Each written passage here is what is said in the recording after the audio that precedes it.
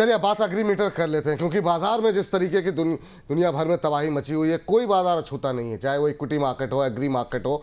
और वहाँ पर क्या सिचुएशन चल रही है एग्री मार्केट को लेकर के, हम तमाम अपडेट लेकर के आपके साथ हाजिर हैं, क्योंकि वहाँ पर भी इस टैरिफ वॉर का असर देखने को मिल रहा है। और इसको समझने के लिए हमारे साथ दो विशेष मेहमान जुड़ रहे हैं। पृथ्वी फिनमार्ट के डायरेक्टर और कमोडिटी एंड करेंसी रिसर्च के हेड मनोज कुमार जैन जी हमारे साथ जुड़ चुके हैं। हमारे साथ soybean producers association of India यानी सोपा के executive director DN Pathak ji जुड़ चुके हैं। आप दोनों का बहुत बहुत स्वागत है सर आज की इस चर्चा में जुड़ने के लिए, इस महत्वपूर्ण दिन जबकि लोगों का धैर्य काफ़ी डोला हुआ है, खासतौर से इक्विटी मार्केट में, कमोडिटी मार्केट में भी अगर हम देखें तो काफ़ी ज़्यादा पैनिक मचा हुआ है, चाहे वो क्रूड में हो या फिर अगर हम बात करें गोल्ड में हो। एग्री कमोडिटीज़ को लेकर के आप लोगों से चीज़ें हम समझना चाहेंगे। पहला सवाल जो है पाठक जी के साथ है और उनसे हम थोड़ी सी बात करना चाहेंगे सोयाबीन को लेकर के। सर, अमेरिका जो है वो सोयाबीन का बड़ा एक्सपोर्टर है और चीन सबसे बड़ा इंपोर्टर है। टैरिफ के बाद यूएस पर जवाबी टैरिफ लगने का सोयाबीन पर क्या असर देखने को मिल रहा है आपको? वहाँ पर आगे आने वाले टाइम में किस तरह की प्राइस मूवमेंट आप देख रहे हैं, क्योंकि चीन की तरफ से बड़ा एक्शन लिया गया है जो है यूएस के ऊपर। बाजरा पर तो पूरी तरीके से रोक ही लगा दी गई है। देखिए, अगर चीन अमेरिका से सोयाबीन इंपोर्ट नहीं करेगा, उनका एनुअल इंपोर्ट करीब 40 से 50 मिलियन टन है, विच इज़ एक बहुत बड़ी मात्रा में इंपोर्ट होता है। और चीन को करीब 100 मिलियन टन सोयाबीन चाहिए ही चाहिए। तो ये दोनों तरफ से समस्या है। अगर अमेरिका एक्सपोर्ट नहीं कर पाएगा तो उनका 50 मिलियन टन सोयाबीन का क्या होगा? अगर चाइना इंपोर्ट नहीं करेगा तो फिर उनकी इंडस्ट्री का क्या होगा? तो मुझे लगता है कि दोनों मिलके कहीं ना कहीं इनको आपस में कुछ समझौता करना पड़ेगा। चाइना मुझे लगता नहीं है कि ऐसे अमेरिका के सामने झुकने वाला है। दूसरा बड़ा निर्यातक देश है ब्राज़ील। चाइना पिछली बार जब ऐसा हुआ तो उन्हें ब्राज़ील से सोयाबीन लेना शुरू कर दिया था। इस बार भी ऐसा ही कुछ होगा कि चाइना अपने मार्केट ब्राज़ील में शिफ्ट कर देगा। इंडियन मार्केट पे इसका, क्योंकि हमारे यहाँ इतनी ज़्यादा सोयाबीन है नहीं एक्सपोर्ट करने के लिए, तो इंडियन मार्केट पे चाइना के इस बात का कोई असर पड़ेगा नहीं। दूसरे यूएस का सारा सोयाबीन GM है, करीब वहाँ पे 5-6% ही नॉन GM होता है। हमारे यहाँ अभी मार्केट एक्सेस GM सोयाबीन को नहीं है, तो हमारे यहाँ अमेरिका का सोयाबीन आए GM वो अभी संभव नहीं दिखता है। तो कम से कम सोयाबीन की मार्केट पे इंडिया में असर नहीं पड़ेगा। तेल में कुछ, अगर तेल की टैरिफ कुछ कम की जाए, TRQ सरकार लगाए, लेकिन क्योंकि हम तेल करीब 150 लाख टन इंपोर्ट करते हैं, तो 2-4 लाख टन से कोई बहुत बड़ा फर्क सोयाबीन सेक्टर पे तो मुझे अभी पड़ता दिखाई पड़ नहीं रहा है। जी सर। सर, मनोज सर आपसे समझना चाहेंगे कि ये जो टैरिफ का वॉर देखने को मिल रहा है, ग्लोबल स्तर पर सोयाबीन का भाव में अभी हमने थोड़ी सी कमी देखी है, लेकिन इसका असर भारतीय मार्केट पे किस तरीके से आप देख रहे हैं? क्या आने वाले टाइम में क्या सोयाबीन का भाव बढ़ेगा यहाँ पर, या फिर आपको लगता है थोड़ा और गिरावट देखने को मिल सकती है? नमस्कार सर। बिल्कुल, यहाँ पे जैसा कि पाठक जी ने भी बताया कि हाल फिलहाल में भारतीय बाजारों पर इतना ज़्यादा इम्पैक्ट इसका पड़ेगा नहीं, लेकिन ग्लोबली हम जो है दुनिया से तो कनेक्ट हैं ही, और इंटरनेशनल मार्केट में जब उठापटक होती है तो उसका एक असर हम देखें तो सेंटिमेंटली तो भारतीय बाजारों पर भी आता है। और हमने देखा है कि जिस तरह से अभी इंटरनेशनल मार्केट में जो रेसिप्रोकल टैरिफ अनाउंस हुए 2 तारीख को, उसके बाद से सोयाबीन की कीमतों में लगभग 4 से 5% की गिरावट CBOT वायदा में देखने को मिली है। और साथ में यहाँ पे चाइना ने भी जो है रेसिप्रोकल टैरिफ अनाउंस किए हैं यूएस के ऊपर, तो उसके चलते थोड़ा सा यहाँ कमोडिटी मार्केट में प्रेशर जरूर बनता हुआ दिख रहा है। भारतीय बाजारों के रेफरेंस में अगर हम बात करें तो भारतीय बाजार यहाँ पे पहले ही काफी गिरावट में जो है कारोबार करते हुए दिख रहे हैं। और नीचे में हमने देखा है कि जो गवर्नमेंट ने भी यहाँ पे ऑक्शन करना शुरू किए थे और भावों में बड़ी गिरावट के बाद गवर्नमेंट ने भी अपने ऑक्शन जो है वो होल्ड पे रखे हैं। तो हमारा मानना है कि अभी हाल फिलहाल में भारतीय बाजारों में बहुत ज्यादा इम्पैक्ट इसका देखने को नहीं मिलेगा। लेकिन हाँ, अगर ग्लोबली अगर सिचुएशन वर्स्ट होती है, ग्लोबल ट्रेड में अगर वॉलेटिलिटी बनी रहती है, अगर कोई समझौता यूएस, चाइना और बाकी देशों के बीच में ट्रेड को लेकर के नहीं होता है, तो फिर वहां पे एक सेंटिमेंटली इम्पैक्ट जो है भारतीय बाजारों पर भी देखने को मिलेगा। अभी लग रहा है आपको कोई समझौता होगा, क्योंकि सिचुएशन तो ऐसी लग रही है कि दोनों ही एक दूसरे के मतलब अब 10 तारीख से जो नए टैरिफ जो है चाइना की तरफ से लगाए जा रहे हैं, वो तो लग रहा है कि वॉर को और एक्सटेंड करने की तरफ हम बढ़ रहे हैं। क्या टिप्पणी रहेगी सर आपकी? बिल्कुल, पाठक जी ने जैसा बताया कि चाइना जो है ऐसा देश है कि वो जल्द से जो है सरेंडर होने वाला नहीं है, और वही यहाँ पे होता हुआ दिख भी रहा है। उसी के चलते हम देख रहे हैं कि एक बड़ा पैनिक जो है सारे ही एसेट क्लासेस में देखने को मिल रहा है, चाहे वो कमोडिटी मार्केट हो या स्टॉक मार्केट हो या करेंसी हो, सारी जगह हम उसका असर जो है पड़ते हुए देख रहे हैं। लेकिन यहाँ पे चाइना जो है टैरिफ को काउंटर करने के लिए स्टिमुलस की भी प्लान कर रहा है, और यहाँ पे जो बाकी दुनिया भर के देश है वो US minus rest of the world, वैसी भी चर्चाएं जो है वो जोरों पर है। तो कहीं ना कहीं अभी अप्रैल का महीना जो है वो थोड़ा वोलेटिलिटी और पैनिक वाला रहेगा, लेकिन हमारा मानना है कि चीजें कहीं ना कहीं अप्रैल ऑनवर्ड जो है थोड़ी स्ट्रीमलाइन होनी शुरू होगी। तो अभी ये महीना थोड़ा वोलेटिलिटी वाला रहेगा, और निश्चित रूप से चाइना यहाँ पे इतनी जल्दी सरेंडर होने वाला नहीं है, लेकिन चाइना की तरफ से स्टिमुलस आएंगे तो वो कहीं ना कहीं मार्केट को थोड़ा स्टेबिलिटी देते हुए नजर आएंगे। ठीक सर। सर आपसे समझना चाहेंगे यहाँ पर पाठक जी कि भारत के सोयाबीन और किसानों और सोयाबीन इंडस्ट्री के लिए टैरिफ के बाद कोई मौका उनके लिए है, या उनके लिए अभी आपको लगता है कि जो संकट है वो गहराता हुआ दिखाई दे रहा है? आने वाले टाइम के लिए क्या आप इंडिकेशन देख रहे हैं पाठक जी?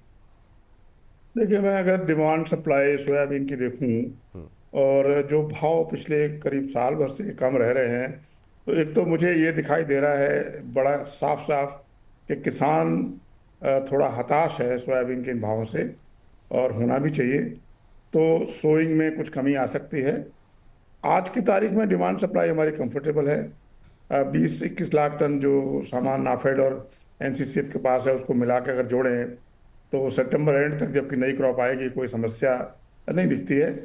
जो ग्लोबल ट्रेड चीज़ें हैं वो हमारे मार्केट को अफेक्ट तो जरूर करती हैं, लेकिन वो तब अफेक्ट करती हैं जब कोई बहुत ज़्यादा उठापटक हो। जैसे अमेरिका भारत पे दबाव डाल रहा है कि अब हमारा सोयाबीन खरीदिए ज़ीरो ड्यूटी पे। अब वो अगर ऐसा कहीं होता है तो उनके पास नॉन जीएम सोयाबीन है करीब 4-5 मिलियन टन। अगर भारत कहीं उसको सरेंडर कर दे और ऐसा उनको उनका सोयाबीन कहीं इंपोर्ट करना शुरू कर दें और वो अपने दाम पे सोयाबीन यहाँ भेजने लगें, तो फिर एक बहुत बड़ा डिजास्टर मैं देखता हूँ। और मुझे बिल्कुल भी ऐसा नहीं लगता है कि सरकार हमारे 50-60 लाख किसानों का हित जो है उसको ताक पे रख के अमेरिका का सोयाबीन ना अलाउ करेगी यहाँ पे। सॉरी जी। सर आपसे भी यही सवाल रहेगा सर कि ये जो ट्रेड वॉर है ये सोयाबीन किसानों के लिए किस तरीके से आप इसे देख रहे हैं? एक अपॉर्चुनिटी है या क्राइसिस है? मनोज सर। सर देखिए, वॉर जब भी होता है तो वहाँ पे अपॉर्चुनिटी बहुत रेयर होती है, क्राइसिस ही ज़्यादा जो है देखने को मिलते हैं, चाहे वो ट्रेड वॉर हो या और भी किसी तरह का वॉर हो। तो अभी हाल फिलहाल में तो यहाँ पे ऐसी कोई अपॉर्चुनिटी भारतीय बाजारों के संदर्भ में नजर नहीं आ रही है, स्पेशली अगर हम सोयाबीन की बात करें तो। और जैसा एक डर भी यहाँ पे बना हुआ है जिसका जिक्र यहाँ पे पाठक जी ने किया है कि अभी तक भारत में यहाँ पे जो जीएम है उसको एक्सेस नहीं है, और अगर यूएस के साथ में ट्रेड डील के चलते अगर ऐसी कोई चीज होती है तो वो एक यहाँ पे डिजास्टर भी जो है हो सकता है भारतीय सोया इंडस्ट्री के लिए। तो यहाँ पे नजर रखना होगी कि आगे चीजें कैसे जो है वो रोल आउट होती है, लेकिन हाल फिलहाल में अभी कोई अपॉर्चुनिटी जैसी चीज स्पेशली सोया इंडस्ट्री को लेकर के नजर नहीं आ रही। ठीक सर। सर अब पाठक जी आपसे समझना चाहेंगे कि भारत की जो है लगातार बीटीए को लेकर बातचीत हो रही है, बायलैटरल ट्रेड को लेकर के, क्या ये जो बातचीत है आपको लग रहा है फ्रूटफुल होगी? पहला सवाल। दूसरा, अगर होती है तो सोयाबीन उद्योग को क्या इसका कोई फ़ायदा मिल सकता है? क्योंकि कल भी रात में लगातार हमने सुना है कि लगातार बैठकें चल रही हैं कि इस ट्रेड वॉर का तोड़ किस तरीके से निकाला जाए। वित्त मंत्री से लेकर के और तमाम उद्योगपतियों के साथ, एक्सपोर्टर्स के साथ सरकार जो है कल रात से जो है बातचीत लगातार टच में है। देखिए, दुनिया जो है ना वो को एग्जिस्टेंस के प्रिंसिपल पे चलती है और चल सकती है। आज की तारीख में मैं और तू से काम नहीं चलेगा। जो ट्रंप साहब का कहना है कि लोगों ने हम हमारे साथ ऐसा किया, हम अपना अमेरिका देखेंगे, वो कोई ऐसी चीज़ नहीं लॉन्ग टर्म में चल सके। मैं मुक्का मारूंगा, सामने वाला ही मुक्का मारेगा, इसमें कोई डाउट नहीं है। किसी के पास कोई ताकत है, किसी के पास कोई ताकत है, और अकेले रह के आइसोलेशन में ना अमेरिका रह सकता है, ना चाइना रह सकता है, ना इंडिया रह सकता है, क्योंकि किसी न किसी को कुछ ना कुछ चाहिए दूसरे से। अमेरिका को लोगों से कुछ चाहिए तो लोगों को अमेरिका से कुछ चाहिए। तो ये ट्रेड वार जो है जैसी अभी दिख रही है, मेरा ऐसा मानना है कि धीरे धीरे करके ये टेपर डाउन होगी, नेगोशिएशंस होंगे बिटवीन कंट्रीज, पार्टिकुलरली जैसे इंडिया है, चाइना है, जो बड़े यूरोप है, नेगोशिएशंस होंगी और दोनों पक्ष थोड़ा थोड़ा पीछे हटेंगे ट्रंप साहब को भी समझना पड़ेगा कि उनको भी बहुत सारा एक्सपोर्ट करना है। ऐसा नहीं कि वो सिर्फ इम्पोर्ट ही करते हैं, वो सिर्फ कंज्यूमर हैं, वो बहुत सारा एक्सपोर्ट भी करते हैं। तो और बाकी मुल्कों को भी समझना पड़ेगा कि अगर हम बहुत सारी टैरिफ लगाएंगे और अमेरिका का सामान नहीं आने देंगे तो वो भी ठीक नहीं है। मुझे लगता है कहीं पे एक रीजनेबल लेवल पे आके चीजें होंगी।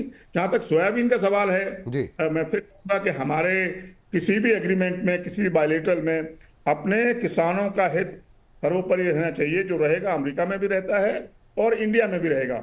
और हमको लगता नहीं ऐसी हमारी सरकार कोई ऐसा कदम उठाएगी जो अपनी एक पूरा सेक्टर, सोयाबीन सेक्टर एक बहुत बड़ा सेक्टर है, 2-3 लाख करोड़ का सेक्टर है, जिसमें तेल है, ऑयल है, 50-60 लाख किसान जुड़े हुए हैं, इसको एकदम बर्बाद होने दिया जाए, ऐसा बिल्कुल भी मुझे नहीं लगता। ऐसा होने वाला बिल्कुल भी नहीं है। तो कोई वरी मैं बहुत बड़ी नहीं देख रहा हूँ टैरिफ को लेकर। चलिए, बड़ी चिंता में अभी आपको नहीं दिखाई दे रही है कोई बड़ी चिंता। खैर, उम्मीद करते हैं, बिल्कुल आप सही कह रहे हैं सर, कि इतनी बड़ी इंडस्ट्री है, इतने बड़े किसान हैं और बहुत ज़्यादा मतलब जो है लोग इनके साथ जुड़े हुए हैं, प्लस प्राइसेस को लेकर के भी बहुत सेंसिटिव मामला रहता है, तो सीधे सीधे जनता भी उससे जुड़ी रहती है, तो इस पर नज़र रखनी चाहिए। लेकिन बहुत बहुत थैंक यू सर पाठक साहब आपका, आज पूरे सोयाबीन पर इतनी डिटेल में बातचीत करने के लिए और अपना महत्वपूर्ण समय देने के लिए और बताने के लिए सोयाबीन उद्योग पर इस टैरिफ का क्या असर देखने को मिल सकता है। बहुत बहुत शुक्रिया आपका। लेकिन मनोज सर, आपके साथ थोड़ा सा एक दो सवाल और जानना चाहेंगे आज की ट्रेडिंग कॉल जानने से पहले। ये जो ट्रेड वॉर चल रही है, और इतना बहुत कम ऐसा होता है कि हम देखें कि एक साथ इक्विटी टूट रहा है और साथ साथ क्रूड भी टूट रहा है। ये सिचुएशन बहुत कम होती है, और गोल्ड भी टूट रहा है। मतलब बाकी एक चीज़ चढ़ती है, दूसरी चीज़ गिरती है, ये तो देखा था, पर एक साथ सब टूट रहा है। ये जो क्रूड में गिरावट, पैनिक देखने को मिल रहा है, ये कहाँ जाता हुआ, ठहरता हुआ दिखाई दे रहा है आपको? फिलहाल के लिए क्या लेवल्स देखने को मिल सकते हैं? बिल्कुल, बहुत राइटली पॉइंट आउट किया है सर आपने, क्योंकि कच्चे तेल में जो गिरावट आई है उसके पीछे मुख्य वजह यहाँ पे चाइना की डिमांड को लेकर के कंसर्न जो है वो देखने को मिले हैं। और जिस तरह से यूएस ने टैरिफ लगाया और चाइना ने रिटेलिएट किया, साथ में एक बड़ी चीज ये हुई है कि ओपेक प्लस की तरफ से पहले कहा जा रहा था कि वो उत्पादन में कटौती जो है करेंगे, लेकिन मई मंथ में उन्होंने आउटपुट में बढ़ाने के संकेत दिए हैं, जो अभी रिसेंट में ओपेक की मीटिंग हुई है। तो यहाँ पे उत्पादन में बढ़ोतरी और साथ में डिमांड को लेकर के चिंता, इसी के चलते हम एक बड़ा पैनिक जो है यहाँ पे कच्चे तेल में देख रहे हैं। लेकिन यहाँ पे हम फ्यूचर्स मार्केट है, आगे जो होने वाला है उसको मार्केट पहले डिस्काउंट करके चलता है। तो मेरा मानना है कि कीमतें कहीं ना कहीं $58-60 जो है WTI की अगर हम बात करें तो वहां पे थोड़ी जो स्टेबल होती हुई नजर आएगी। और एक जो बड़ा पैनिक आया है उसके बाद एक कंसोलिडेशन यहाँ पे शॉर्ट टर्म में जो है कीमतों में देखने को मिल सकता है। तो कहीं ना कहीं ये गिरावट जो है हमारा मानना है कि आने वाले दिनों में स्टेबल होती हुई नजर आएगी अगर कच्चे तेल की बात करें। ठीक सर, लेकिन लेवल्स क्या देख रहे हैं आप? मतलब अब कुछ लोग तो कह रहे हैं कि 60 के नीचे, क्या ये लेवल्स क्या 60 के नीचे भी जाते हुए दिखाई दे रहे हैं क्या आने वाले टाइम में? क्योंकि अब तो कोई भी लेवल दिख सकते हैं, जिस तरह का ह्यूज सेल ऑफ पिछले 2-3 दिन के अंदर देखने को मिला है, बड़ी गिरावट देखने को मिली है। बिल्कुल, जब पैनिक सिचुएशन होती है तो काफी निचले स्तर भी जो है यहाँ पे आने शुरू हो जाते हैं एनालिस्ट की तरफ से। लेकिन मेरा मानना है कि $58 एक काफी स्ट्रांग जो है सपोर्ट रहेगा WTI के लिए। अगर भारतीय संदर्भ में हम बात करें तो 4800, 4850 ये एक मजबूत सपोर्ट जो है कच्चे तेल के लिए देखने को मिलेंगे। और कहीं ना कहीं कीमतें स्टेबल होना चाहिए, क्योंकि अगर उसके नीचे जो अगर कीमतें अगर एक बार आना शुरू हो जाएगी तो फिर ग्लोबल इकोनॉमी को लेकर के बड़ी चिंता जो है बनती हुई नजर आएगी। क्योंकि $58, $60 के नीचे का तेल अगर लंबे समय तक सस्टेन होता है तो वो ग्लोबल इकोनॉमी के लिए एक बहुत ही चिंताजनक स्थिति जो है बनती है। तो मेरा मानना है कि कहीं ना कहीं $58 के आसपास कीमतें स्टेबल होगी, लेकिन अपसाइड यहाँ पे लिमिटेड रहेगी। कहीं ना कहीं $68 जो है अभी शॉर्ट टर्म में एक कैपिंग रहेगी। तो ऊपर में 5600, नीचे में 4800, ये रेंज जो है कभी बनी रह सकती है। ठीक है सर, आगे भी आपसे हम अपडेट लेते रहेंगे, लेकिन अभी के लिए जरा एग्री कमोडिटी में ट्रेड करना हो तो कहाँ ट्रेड किया जाए सर? आपकी टॉप एग्री कॉल्स जो है वो क्या निकल के आ रही हैं? विपुल जी, यहाँ पे मसाले में थोड़ा ट्रैक्शन देखने को मिल रहा है। हल्दी में एक अच्छी रैली देखने को मिली थी, उसके बाद जीरे में हमने एक अच्छी बढ़त जो है देखने को मिली है। जीरे में इनफैक्ट हमने आपके ही चैनल पे 25,000 तक के लक्ष्य दिए थे और आज मे कॉन्ट्रैक्ट ने 25,000 के स्तर को हासिल भी किया है। अब हमारा मानना है कि यहाँ पे ग्रेजुअली जो है कोरिएंडर यानी धनिया में एक बढ़त जो है देखने को मिल सकती है आने वाले समय में। अभी मे का जो वायदा है वो 8,020 के आसपास ट्रेड कर रहा है, यहाँ पे थोड़ा डीप आता है 7,950 के आसपास, तो इसको खरीदना चाहिए।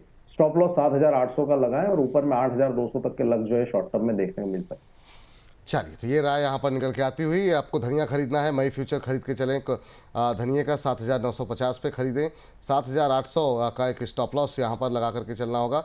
ऊपर की तरफ आपको 8200 8,200 तक के लक्ष्य जो है वो देखने को मिल सकते हैं।